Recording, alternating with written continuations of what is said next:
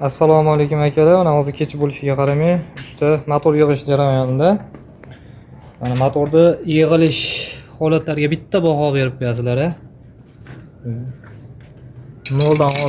Noldan yig'ildimi usta? Bu haqda bitta ma'lumot bering bu. Ha, bu motorimizda noldan polni remont qilib berdik. To'g'risi. Ko'ring. Holat o'ta ideal, tiniq. Bu qanaqa motor? Shu haqida hamcha ma'lumot bering. Bu Hyundai Starex motor, asosan Porter Bongo'larga qo'yilgan motor. Buni o'zi ko'pchilik biladi, Hyundai shopirlari. O'sha bu shopirlarga o'sha soddalik bilan tanilgan motor. Oddagina Tramblyor oddiy motor, a? Xo'p, bu benzinda ham yuradimi? Yo'q, faqat metan propan. Metan propan. Benzinda yursa bo'ladimi, yurgizsa? Yo'q, benzin zavoddan o'sha gaz bo'lib chiqqan motorlar. Bu zavodskiy gaz motor. Buni benzinligi ham bo'ladi, eshitganmi? Benzinligi ham Peugeot bo'ladimi, Mitsubishi.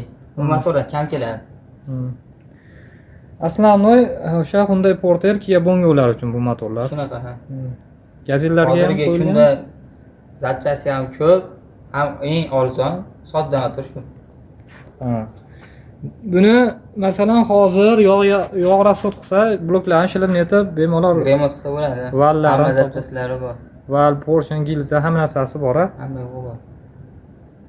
Yengil mashinaga ham tushadimi? Endi asosan Gurzoga chiqqan motorlar. Gurzoga chiqqan motor asosan. Zadniy mostga. Xudo xolasa shunga o'xshash motor yig'ish jarayoni yoki motor ustanovka, remont qilish xizmatlari kerak bo'lsa, aloqaga chiqaverasizlar ustaga. Xudo xolasa chiroyli qilib mana shunaqa qilib bitirib beradi mana. Chiroyli qilib yetillatib, xudo xolasa. Sog' bo'ling, salomat bo'ling.